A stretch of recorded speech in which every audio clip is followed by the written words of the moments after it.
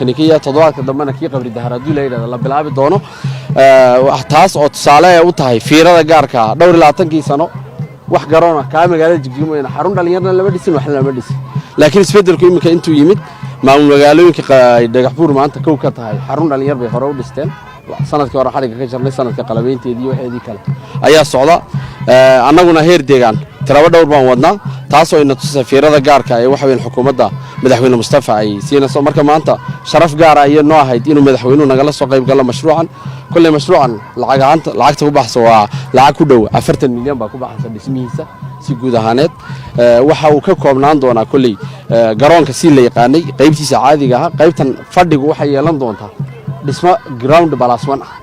oo waxa weeyaan xaqii inta shub la waxeeyo xaga dambe la iska taagi lahaa guriyaan ka dhignaa qaybta dambe waxa qaybaha loo adeegsan qaybihii labiska ay ciyaartooydu ku labisanayeen iyo hoolal iyo cafeteriyayn